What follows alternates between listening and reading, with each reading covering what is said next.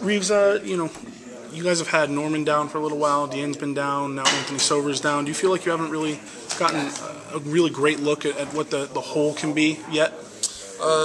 Maybe. I mean, even though those guys have got hurt and it's unfortunate, I think that the majority of guys have been healthy for the most part. But once we have everybody back at full strength, that will be exciting just because we'll have everybody fully together for the first time. You're such a hustle player. You really thrive off the boards, all that kind of stuff. Well, just the makeup of the team now, having a 6'10" guy play a lot at the 3, is that going to change how your role at all, or how you play the game? No, I think I'm just going to do what I'm used to doing, and it's the only way I know how to play. So regardless if a 7'4" guy was playing, I'm going to try and get every rebound and do all those little things, so it won't really affect me at all. How have the touches been, early on in practice and in the scrimmage? It's good. I mean, everybody on the team is unselfish and just wants to win, so whatever that's going to take, whether someone, we're going to have a lot of mismatches this year and everything, especially with how big we're going to be, so whatever is going to be the best for us to win, we'll take advantage of that. I think you played the most of all the returning players in your career here. Do you feel that responsibility to lead and to do those things? Yeah, I kind of feel a responsibility, and like you said, I've probably had the most experience on the court in my time here, so I think that I'll just use that, and whatever I can do to help out the people who've had less time, I'll just help them and then just lead by example. Is there a feeling of maybe unfinished business and what you want to accomplish? There's a few things that I'd like to do before I leave here, but those will just happen if they're meant to happen, and we're just going to try and win every game we play in this year. If you follow you on Twitter, pretty much every single day over the summer there was 1 or 2 status updates that you're at the gym. Usually 2. Yeah. You seem to kind of really hone in on this being a passion of yours. Did anything change, in your timeline to where this summer you just put a little more time in? I just think that, after Coach Howland, after we lost to Florida and I had my meeting with Coach Howland, he just told me how much he was expecting of me, and that at a place like UCLA, if you can do certain things, you'll be immortal, kinda, because if you accomplish certain things here, and mainly winning games and championships and stuff.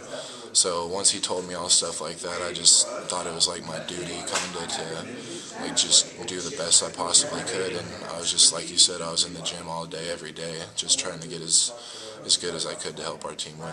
Kind of like what Adam said, just about that responsibility.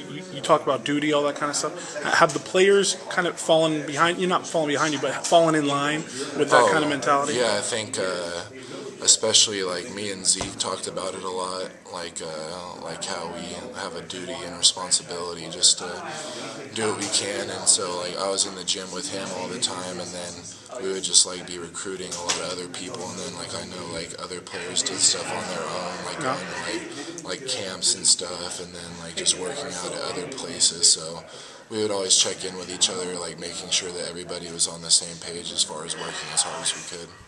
When you guys have those summer games against all the All-Stars and all the pros and all that, how is it like a game at 24 where you're just sort of waiting for your turn? How does the rotation work? How do you get into games? There's 3 courts in there, and then depending on the day there will be 15 to 20 NBA players. So all the NBA guys play, and then they make up a team of the UCLA players, and then we play together against all the NBA guys, and then you go from, there's a rotation of if you lose on this court, you go to this court, and the winner of this court goes to the winner's court, and it's just a rotation like that, so that's how it goes pretty much. So being able to play on the same court, not only against those guys, but with your own teammates against those guys, do you feel like that's the kind of tune-up that makes up from sort of not having a home gym, or makes up for not being able to practice that much during the summer, all that kind of stuff? Yeah, definitely. It definitely gave us an opportunity to get used to playing with each other and stuff like that, and then just being able to go against that level of competition as a team, you're not really going to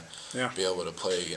There was a time where there was Russell Westbrook, Kevin Love, J.R. Smith, Carmelo Anthony, and the other one was the shooter from Golden State. I can't really remember his Curry name. or Ellis? It was Darrell Wright was his name. And That's one team? That was one team. So Oh my God. you're never really going to see anybody like that. So it just gives us a chance to like measure our skills against people like that. I mean, you're a confident guy. You're very, I think you're a pretty self-assured guy for your age.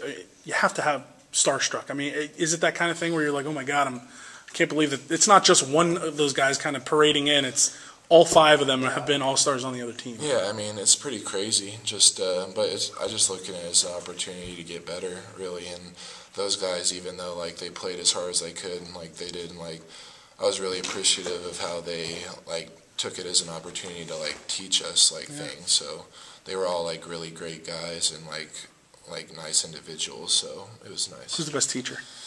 I spent a lot of time with Baron Davis just because like he was here taking classes, and then we would get in the gym and he would show me certain things because he's like a 10-year NBA veteran and obviously very talented. So I spent a lot of time with him and he showed me a lot of stuff. All right. You pick up guard skills from Baron? Yeah, I mean that's all we pretty much worked on. He just said, because he told me at the next level I'm going to be on the perimeter, so that's all we pretty much did just to get better at that. All right, cool. Coach talked about coming out of the scrimmage and urgency to pick up on defense.